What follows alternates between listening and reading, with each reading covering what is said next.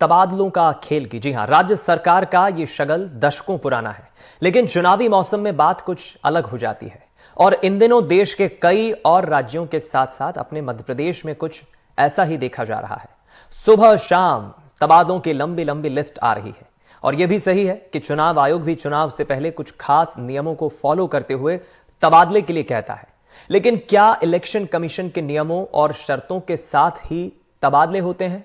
आज हम करेंगे इसी मसले पर चर्चा। एक खास पैनल जुड़ेगा हमारे साथ, लेकिन आइए सबसे पहले देखते हैं रिपोर्ट। देश में लोकसभा चुनावों की तारीखों का ऐलान होने वाला है।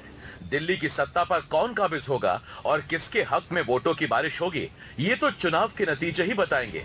लेकिन चुनाव से पहले फिलहाल तबादलों की बाढ़ सी आई हुई है। एमपी में 24 घंटे के अंदर ही करीब 100 आईएएस और आईपीएस अधिकारियों के तबादलों के आदेश जारी हो चुके हैं। पिछले 2 महीने के अंदर ही करीब करीब 200 आईपीएस और आईएएस बदले गए हैं। हाल में हुए तबादलों को देखें तो 15 मार्च को 47 आईपीएस और 9 आईएएस के तबादले हुए। 14 मार्च को 37 आईएएस बदल दिए गए। 10 मार्च को 6 आईएएस और 2 आईपीएस के तबादलों की सूची जारी हुई थी। 24 फरवरी को 64 राज्य प्रशासनिक अधिकारियों के तबादलों के आदेश जारी हुए थे। 15 फरवरी को 2 आईएएस बदल दिए गए थे। 28 जनवरी को 18 आईएएस के तबादले हुए थे। आइए अब जानते हैं कि चुनावी मौसम में तबादलों के तूफान पर चुनाव आयोग के क्या नियम हैं। पहले जो नियम थे उसके मुताबिक होम डिस्ट्रिक्ट में तैनात अफसर चुनाव में बदले जाते हैं।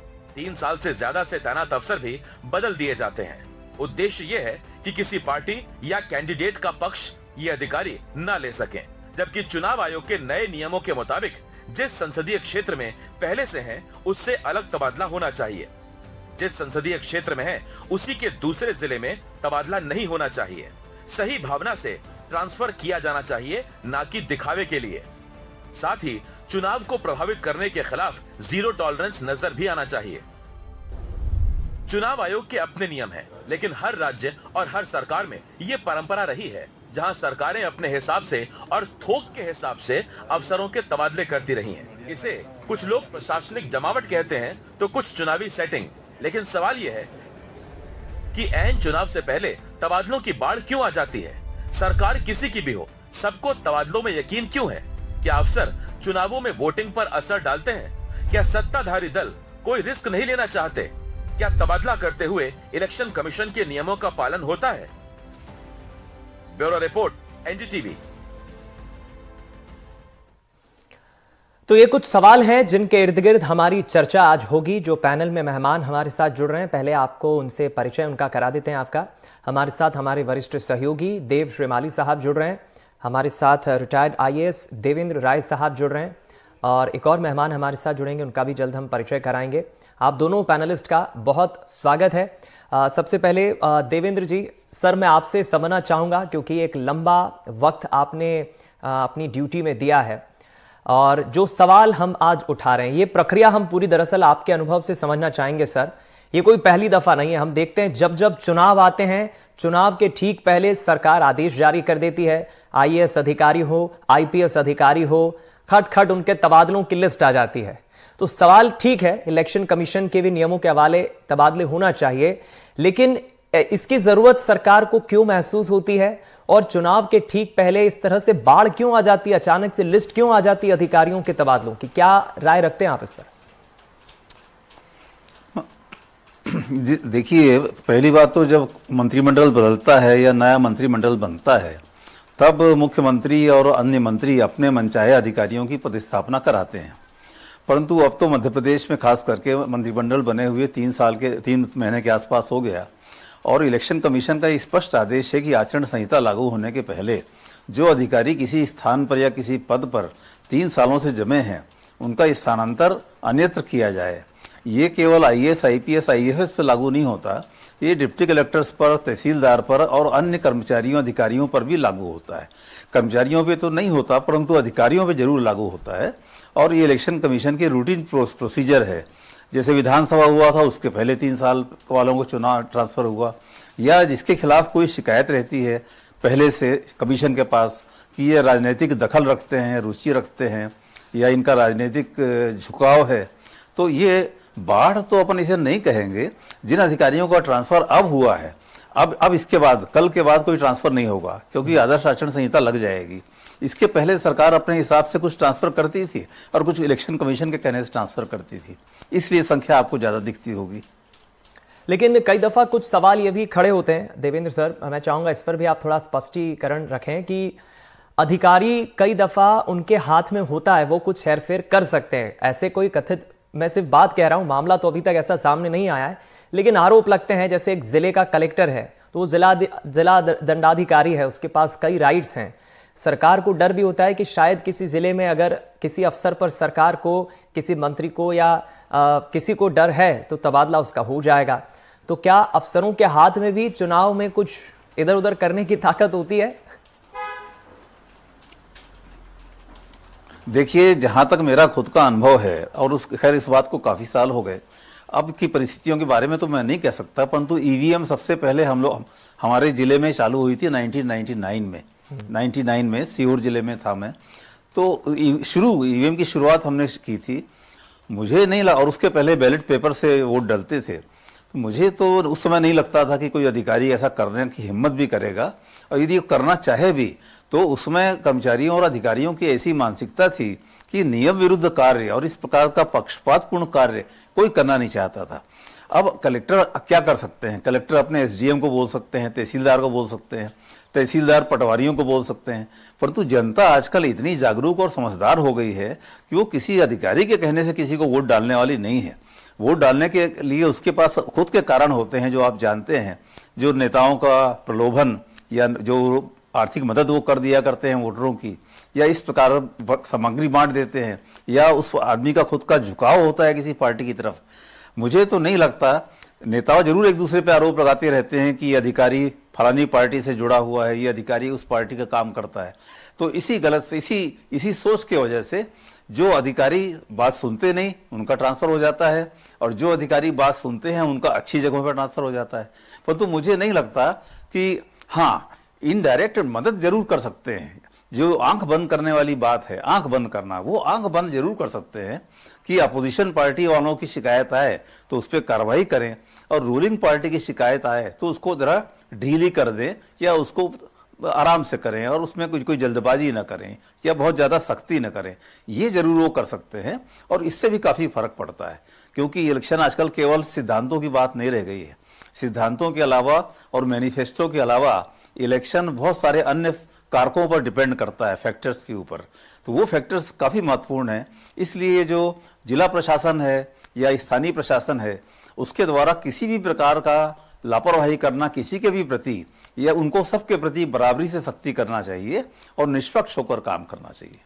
चलिए, बिल्कुल ठीक कहा आपने, मैं लौटूंगा आपके पास। बिल्कुल ठीक बात कही है देवेंद्र जी ने, मैं उन्हीं की बात को, उनकी बात का सिरा आगे बढ़ाते हुए देव साहब आपसे समझना चाहूंगा। आपने भी देखा, ये एक सतत प्रक्रिया है जो ठीक चुनाव के पहले हम कई दफा देखते भी हैं, लेकिन एक बड़ा सवाल ये भी खड़ा होता है कि सरकार किसी भी पार्टी की हो, हम किसी एक राजनीतिक दल की बात नहीं कर रहे हैं, अलग अलग राज्यों में हमने देखा है, किसी भी राजनीतिक दल की सरकार हो, उसका भरोसा इन ट्रांसफर्स पर जरूर होता है। क्या कहेंगे? बिल्कुल दीपक, और सबसे बड़ी बात, जैसा कि अभी सर भी बता रहे थे और मेरे भी मान्यता है कि अगर सरकारी अधिकारी और कर्मचारियों के कारण ही चुनाव, अपवाद को छोड़ दे, चुनाव जीत हार हो रही होती तो सरकारें बदलती ही नहीं, चाहे जिसकी सरकार हो। आम चुनाव के पहले आप देखेंगे कि इसी प्रकार से बम्पर जो है तबादले किए जाते हैं।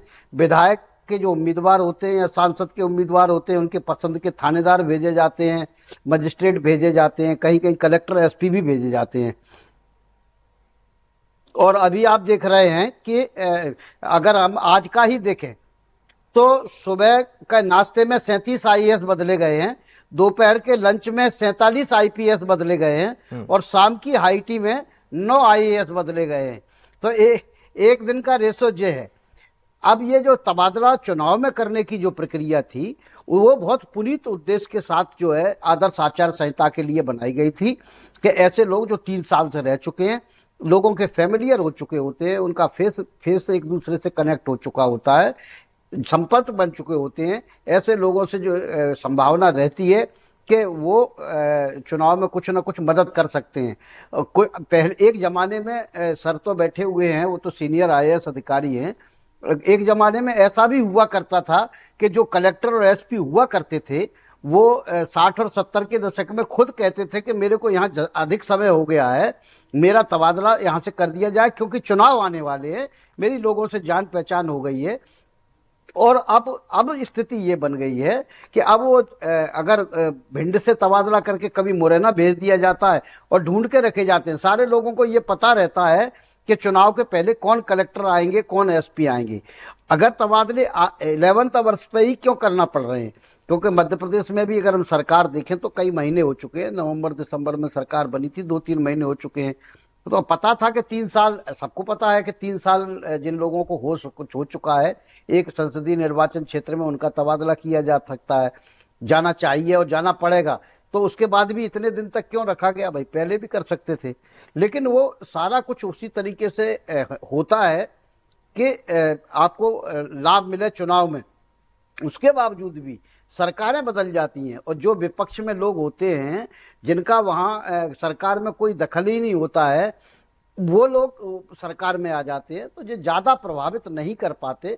हाँ, बस जैसा कि अभी सर भी बता रहे थे कि एक की शिकायतों को इग्नोर कर सकते हैं और एक की शिकायतों को एंटरटेन कर सकते हैं, ऐसा मौका आ चुका है। अब ब्यूरोक्रेसी की भी स्थिति ये हो चुकी है कि हर चुनाव में अगर आप देखेंगे दीपक, तो 4-5 जिलों के DRO भी बदलना पड़ते हैं। SP तो चलो ठीक है, लॉ एंड ऑर्डर से जुड़ा मामला है, लेकिन एक कलेक्टर महोदय मुख्यमंत्री के चरणों में लेटे हुए फोटो आया था, तब उनको हटाना पड़ा था।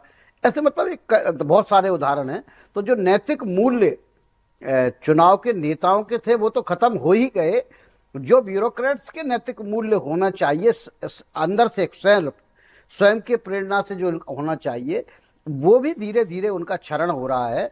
और ये बड़ी चिंता की बात है, क्योंकि डेमोक्रेसी को बचाने की जिम्मेवारी अल्टीमेटली न्यायपालिका और प्रशासनिक व्यवस्था पर ही है, क्योंकि यही सबसे बड़े जो उस व्यवस्था के जो है एक पिलर हैं। और लेकिन दुर्भाग्य ये है कि ये पिलर अभी उतने ज्यादा भरोसेमंद रूप में काम नहीं कर रहे कि जनता को उन पर विश्वास हो सके, भरोसा हो सके। जी दीपक, चलिए मैं लौटूंगा आपके पास। बिल्कुल ठीक कहा आपने देव साहब ने। एक चीज देवेंद्र जी हम ये भी समझना चाहेंगे, ठीक है नियम होते हैं इलेक्शन कमीशन के भी अपने कुछ, और उन नियमों के ही हवाले से ये ट्रांसफर्स अधिकारियों के, IPS अधिकारी हों, IAS अधिकारी हों, इनके होते हैं। लेकिन कई दफा हम देखते हैं कुछ ऐसी भी पोस्टिंग हो जाती है अधिकारियों के, ऐसे भी तबादले हो जाते हैं जिनका होना जरूरी नहीं है। और ये हम इसलिए कहते हैं क्योंकि वहां की आवाम का या वहां के लोगों का फिर विरोध शुरू हो जाता है। वहां की जनता चाहती कि नहीं, ये बहुत अच्छे अधिकारी थे, इन्हें किसी दूसरे शहर में क्यों ट्रांसफर किया जा रहा है।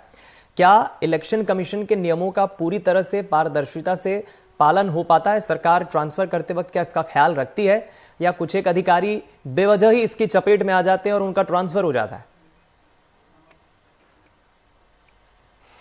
हाँ, नहीं, जब 3 साल का यदि बंधन नहीं, कार्यकाल पूरा नहीं हुआ और वो अच्छा काम कर रहा है और साथ ही यदि रूलिंग पार्टी उससे संतुष्ट है, तो फिर उसका ट्रांसफर करने का प्रश्न नहीं होता। रूलिंग पार्टी यदि किसी से संतुष्ट हो तो 2 साल बाद, वो तो कभी 1.5 साल बाद या कभी भी ट्रांसफर कर सकती है। और जहां तक जनता के मांग करने का प्रश्न है कि अधिकारी अच्छा काम कर रहे हैं, इनका ट्रांसफर न किया जाए, तो मैंने अभी तक शायद एक भी उदाहरण ऐसा नहीं देखा कि जनता की मांग पर किसी अधिकारी का, एक बार पूना वगैरह में जरूर हुआ है, परंतु मध्य प्रदेश में ऐसा नहीं देखा गया कि मांग करने पर, जनता के मांगने पर उस ऑफिसर का ट्रांसफर कैंसिल कर दिया जाए, बल्कि इसका उल्टा इम्पैक्ट पड़ता है, उल्टा इंप्रेशन पड़ता है कि ये अधिकारी खुद करवा रहा है। तो कई बार अच्छे अधिकारी भी जिनकी रूलिंग पार्टी से नहीं पटती या स्थानीय विधायक या किसी नेता से नहीं पटती, उनका ट्रांसफर इलेक्शन की आड़ में या वैसे भी गवर्नमेंट चाहे तो कर सकती है, उनका ट्रांसफर हो जाता है। और क्योंकि अधिकारी के काम को नापने का नेताओं का जो स्केल है वो आम जनता के स्केल से अलग है। आम जनता देखती है कि विकास कितना हो रहा है, नेता देखते हैं कि हमारी बात सुनता कितना है, हमारे कितने काम करता है, हमारे सब काम क्यों नहीं करता। तो ये असली इसके पीछे की बात है। चलिए, अब जिस तरह से देव साहब हम देख रहे हैं मध्य प्रदेश में, हालांकि बाइपोलर पॉलिटिक्स ही रही है, मुख्य मुकाबला शुरू से ही बीजेपी और कांग्रेस का ही रहा है और यही दोनों राजनीतिक दलों में सत्ता में रहते हुए काम भी किया है, सत्ता में रहते हुए राज भी किया है। लेकिन अभी एकाएक जो ये पिछले 24-48 घंटों में हम देख रहे हैं, 14 मार्च को 37 IAS अधिकारियों के ट्रांसफर हो जाते हैं। पिछले 1.5 से 2 महीनों में मोटे मोटे सैकड़ों ऐसे तबादले हुए हैं। चूंकि राजनीतिक दल तो वही है, सरकार तो बीजेपी की ही है, लेकिन कैबिनेट के कई चेहरे बदले हैं, प्रदेश के मुख्यमंत्री की कुर्सी पर बैठने वाले व्यक्ति का चेहरा बदला है और कई ऐसे विकास कार्य हैं जो अपग्रेड के साथ सरकार काम कर रही है। तो ऐसे में सरकार की इन योजनाओं को अंतिम रूप तक पहुंचाना, उसे फलीभूत करना, अधिकारियों की भी इसमें एक बड़ी सहभागिता होती है। ऐसे में इन अधिकारियों के ऊपर कितना इंपॉर्टेंट जिम्मेदारी आप इम्पैक्ट मानते हैं कि सरकार जो विजन लेकर काम करती है, अधिकारियों के ट्रांसफर होने से शुरू के कुछ दिन उन्हें भी समझने में वक्त लगता है, लेकिन उनके सामने भी एक बड़ा चैलेंज होता है। ये इस पर आप क्या राय रखते हैं देव साहब? बिल्कुल आपने सही कहा कि एक तो बार बार के तबादलों से उनकी इच्छा शक्ति खत्म हो जाती है और उनको लगता है काम की कोई बहुत ज्यादा वैल्यू है नहीं। सिर्फ इस बात की वैल्यू है कि अब पहले जो जैसा कि सर बता रहे थे कि अगर आप सत्ता पक्ष के साथ आपके रिश्ते अच्छे नहीं हैं या वहाँ का लोकल MLA MP या मंत्री जी हैं, उनको लगता है कि आप उनकी ही सिर्फ नहीं सुनते, क्योंकि अब ये इतना पैमाना नहीं बचा है कि आप उनकी सुनो बाकी की भी सुनो। अब ये पैमाना बचा है कि सिर्फ मेरी ही सुनो। अगर उनको जो पता लगता है कि उनकी तो सुनते हैं लेकिन बाकी लोगों की भी सुनते हैं, तो ये नेताओं को पसंद नहीं आता है। तो लेकिन इससे सबसे बड़ा दिक्कत यही होती है कि जो योजनाएं चल रही होती हैं, कोई भी कलेक्टर होता है, जिले का CEO होता है, जिला पंचायत का या नगर निगम कमिश्नर होता है, वो बहुत सारा प्लान, उस पर ज्यादातर प्लान लॉन्ग टर्म पॉलिसी के तहत ही होता है, क्योंकि ये 2 दिन में खड़े होने वाली चीजें हथेली पर सरसों नहीं उगती है। अब उसने बहुत सारी चीजें तैयार करके रखी हैं, लेकिन अचानक अगर उनका ट्रांसफर हो जाता है तो वो चीजें काफी पीछे चली जाती हैं। लगता तो ये है कि 10-15 दिन की बात है, 10-15 दिन की बात नहीं, एक आदमी के पीछे पूरा कंसेप्ट होता है। वो तमाम सारे लोगों से बातचीत कर चुका होता है, लोगों से, जनता से बात कर चुका होता है, नेताओं से बात कर चुका होता है, पुराने ऑफिसरों से बात कर चुका होता है, जो कंसल्टेंट है उससे बात कर चुका होता है। ये कोई जुडिशियल प्रोसेस तो होती नहीं है कि जज जो सुनते हैं वो उस पर लिखते भी हैं। ये बातचीत होती है और उसके बाद वो कोई योजना कारगर होने की स्थिति जब बनती है, तब तक उस व्यक्ति का ट्रांसफर हो जाता है। नतीजा ये निकलता है कि योजनाएं ठंडे बस्ते में ही पड़ी रहती हैं। अगर हम ग्वालियर की बात करें तो 1972 से ग्वालियर की रोपवे की योजना इसी तबादलाबाजी के कारण ही एक तरह से आज तक नहीं हो पाई। इसी प्रकार से चंबल से पानी लाने की बात चल रही थी, बरसों से हम सुनते चले आ रहे हैं, 50 साल से ग्वालियर जैसा शहर प्यासा है, यहाँ अभी भी जो है 125 साल पुराने उससे पानी दिया जा रहा है। हर बार कहा जाता है कि चंबल से पानी लाने की योजना को मंजूरी मिल गई है, लेकिन इस बीच ट्रांसफर हो जाते हैं, नया व्यक्ति समझता है, कोशिश करता है, 1-1.5 साल बाद उस पर फिर प्रयास शुरू करता है, तब तक फिर उसका ट्रांसफर हो जाता है। तो ये तो मैंने दीपक एक उदाहरण दिया, लेकिन ऐसी परिस्थितियां सब दूर बनती हैं। अच्छी मनस्थिति के साथ अधिकारी रहे और एक स्थायित्व के साथ रहेगा तो ही विकास कार्य उससे प्रभावित होंगे। लेकिन नेताओं को ज्यादा चीजों की, अपनी राजनीति की जो ज्यादा जरूरतें हैं उनकी पूर्ति करने की ज्यादा चिंता रहती है। ये विकास तो सिर्फ भाषण या बातचीत के लिए ही होते हैं। दीपक, चलिए, मैं एक चीज देवेंद्र सर आपसे समझना चाहूंगा, क्योंकि एक लंबा वक्त आपने अपनी सर्विसेज के दौरान दिया है। बीते कुछ वक्त पहले किसी एक खास विषय पर ऐसे ही एक रिटायर्ड IAS अधिकारी से मैं बातचीत कर रहा था टीवी शो में। उन्होंने एक बहुत अच्छी बात कही थी। उन्होंने उदाहरण दिया था, 1977 में एक फिल्म आई थी, फिल्म का नाम है दुल्हन वही जो पिया मन भाए। ऐसे ही सरकार में भी जो ब्यूरोक्रेट्स होते हैं, जो अधिकारी होते हैं, उनके लिए भी कहा जाता है कि ब्यूरोक्रेट वही जो सरकार के मन को भाए। कई दफा अधिकारी करना तो बहुत कुछ चाहता है, लेकिन इशारों पर होता है। इस पर क्या राय रखते हैं आप? बिल्कुल सही बात है। अभी जब से लगभग पिछले 15-20 साल से एक हमारे यहाँ क्या होता है, जो फील्ड पोस्टिंग में जनरली देखा जाता है सीनियरिटी को, परंतु सीनियरिटी में यदि किसी अधिकारी का रिकॉर्ड अच्छा नहीं है तो फिर उसको फील्ड पोस्टिंग या अच्छी पोस्टिंग नहीं दी जाती न। अदरवाइज सबको सीनियरिटी के मुताबिक जिला मिलना चाहिए। पिछले 15-20 सालों से ये देखा जा रहा है कि कई अधिकारी आईएएस में आए और रिटायर भी हो गए और उनको एक जिले का कमान भी नहीं दिया गया, एक जिले का कलेक्टर भी नहीं बनाया गया। तो अधिकारी लोगों को यह मालूम है कि सब कुछ निर्णय मुख्यमंत्री लेंगे। जो चीफ सेक्रेटरी हैं, अब वो एक सीमा तक आपके बारे में कह सकते हैं कि हाँ साहब ठीक है, इनको बनाना चाहिए, परंतु यदि सीएम अड़ जाएंगे नहीं नहीं नहीं नहीं नहीं वो ठीक नहीं है, तो फिर सीएस भी कुछ नहीं कर सकते। इसी प्रकार से विभागों के सचिव या प्रमुख सचिव या एसीएस बनाने के लिए या हेड ऑफ डिपार्टमेंट बनाने के लिए सीनियरिटी का ही मुख्य नियम है। सीनियरिटी और रिकॉर्ड अच्छा होना चाहिए। परंतु यदि नेताओं को पसंद ना हो, कोई अधिकारी बहुत नियम से चलने वाला हो, कोई सख्त हो, नेताओं के आगे पीछे न करता हो, तो उसको फिर अच्छी पोस्टिंग नहीं मिल सकती। अब इसलिए अधिकारियों में ये प्रवृत्ति बन गई है कि वो नेताओं के गुड बुक्स में रहना चाहते हैं, कहीं ना कहीं से लिंक निकालते हैं। और ये लिंक या तो आजकल तो संघ के माध्यम से या भारतीय जनता पार्टी के पदाधिकारियों के माध्यम से या जो मंत्री हैं उनके माध्यम से, या फिर एक चौथा माध्यम है जिसका जिक्र मैं टीवी पे नहीं करना चाहूँगा, उस माध्यम से भी पोस्टिंग होती है। तो इसलिए जो अब दुल्हन वही जो पियावन भाई, उसी को कलेक्टर की कमान मिलेगी डायरेक्ट। देखिए इसमें भी भेदभाव होता है। जो डायरेक्ट आईएएस अधिकारी होते हैं उनको तो सीएम भी रोकते नहीं, क्योंकि सीएस उनके लिए अड़ जाते हैं। और हर डायरेक्ट आईएएस अधिकारी को एक न एक जिले का कलेक्टर बनाना अनिवार्य है। बहुत एक भी एग्जाम्पल ऐसा नहीं मिलेगा जब डायरेक्ट आईएएस को कलेक्टर ना बनाया गया। परंतु ये जो प्रमोटेड ऑफिसर्स होते हैं, इनके बारे में मुख्यमंत्री की भी इच्छा होना चाहिए और मुख्य सचिव की तरफ से विरोध भी नहीं होना चाहिए, तब जाके उन्हें जिला मिलता है। तो इसके लिए वो पूरा प्रयास करते हैं।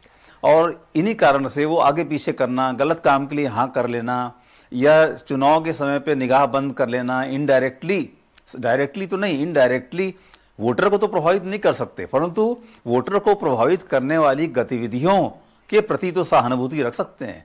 तो ये तो होता है। मैं चाहूंगा सर इस पर भी थोड़ा सा प्रकाश डाल दें। फिर ऐसे अधिकारी जिनकी मन मुताबिक पोस्टिंग हो गई या अच्छी पोस्टिंग हो गई वो तो खुश हैं, लेकिन कई दफा अधिकारी परेशान भी हो जाते हैं, तो उनकी मनस्थिति क्या होती है? मैं नाम भूल रहा हूं, उत्तर प्रदेश में कुछ वक्त पहले, कुछ साल पहले, आपको भी शायद पता होगा, उनका करीब करीब 2.5 से 3 साल के अंदर अंदर 12 बार पोस्टिंग हो गई थी। परेशान हो गए थे अधिकारी। तो ऐसे में उस अधिकारी की मनस्थिति क्या होती है? खेमका साहब, जी खेमका साहब।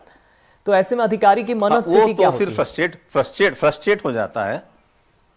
हाँ, वो फ्रस्ट्रेट हो जाता है, कुंठा से ग्रस्त हो जाता है। और कुंठा से ग्रस्त होने के कारण यदि उसके कैरेक्टर में ईमानदारी और काम करना है, तो उसको भले ही 3 महीने के लिए भेजें। यहां भी हमारे मध्य प्रदेश में भी एग्जाम्पल है। एक बहुत अच्छे अधिकारी थे, मैं नाम ले लूंगा, कोई दिक्कत नहीं है, मिस्टर RS सिरोही। ये 74 बैच के आईएएस थे, बहुत सख्त और बहुत ईमानदार अधिकारी थे, बहुत सक्षम अधिकारी थे, परंतु उनकी अपने मंत्रियों से नहीं पटती थी। और इसलिए उनको बेचारों को या तो ऐसा डिपार्टमेंट दिया गया जिसकी बहुत ज्यादा महत्व नहीं है, या उनका ट्रांसफर हो जाता था। कई मैं ऐसे आईएएस अधिकारियों को भी जानता हूं जिसमें अधिकांश प्रमोटेड हैं, जिनको जो रिटायर हो गए सचिव बनकर, परंतु एक जिले का भी कलेक्टर नहीं बनाया गया। जबकि उनका रिकॉर्ड यदि खराब होता तो फिर सचिव पद तक प्रमोशन कैसे होता? पहले डिप्टी सेक्रेटरी बनते हैं, फिर एडिशनल सेक्रेटरी बनते हैं, फिर सेक्रेटरी बनते हैं। तो यदि उनका रिकॉर्ड खराब होता तो सचिव कैसे बनते? परंतु फिर भी उनको कलेक्टर नहीं बनाया गया। तो ये कई बातें समझ के परे होती हैं। जबकि नियम ये कहता है कि जो भी आईएएस में आए, चाहे वो डायरेक्ट हो चाहे प्रमोशन से आए, उसको कम से कम एक जिला तो मिलना चाहिए, ताकि वो जिले का भी अनुभव कर सके, जिले का काम सीख सके। और जो जिले का काम सीख लेता है, फिर वो मंत्रालय में और भी अच्छे ढंग से, या हेड ऑफ डिपार्टमेंट ऑफिस में और भी अच्छे ढंग से काम कर सकता है। परंतु कई बार अपवाद स्वरूप ऐसा नहीं होता है, पर जो कि होना चाहिए। चलिए, मेरे पास अब समय की कमी है, जाते जाते 20-30 सेकंड में चाहूंगा देवेंद्र सर, आप अपना कोई एक अनुभव अपने ड्यूटी के वक्त का अगर हमसे साझा करना चाहें, कोई एक अच्छा अनुभव अधिकारी रहते हुए जिससे आपको बहुत खुशी हुई। जी, साक्षरता अभियान चल रहा था। अब इसमें भी मैं विरोधाभास बताऊंगा आपको। रायसेन जिले में 1994 में मैं था, वहां साक्षरता अभियान पूरे हिंदुस्तान में शुरू हुआ। हम लोगों ने रायसेन में उसको उसमें मिशन मोड में काम होता था। दिग्विजय सिंह जी मिशन लेके आए थे, 6 मिशन लेके आए थे, उसमें एक साक्षरता मिशन था। हम लोगों ने बहुत अच्छा काम किया। मध्य प्रदेश में हमारा जिला पहले नंबर पर आया। मेरे काम की सब जगह तारीफ भी हुई। और जनता में, जैसे आपने कहा, जनता भी बहुत चाहती थी, और जनता, परंतु ट्रांसफर तो मेरा नहीं किया गया। परंतु जब मैंने तत्कालीन मुख्यमंत्री और हरबंस सिंह जी थे, उनको बताया कि साहब साक्षरता में बहुत काम हुआ है, बहुत अच्छा लोगों में जागरूकता आ गई है, महिलाओं में जागरूकता आ गई है।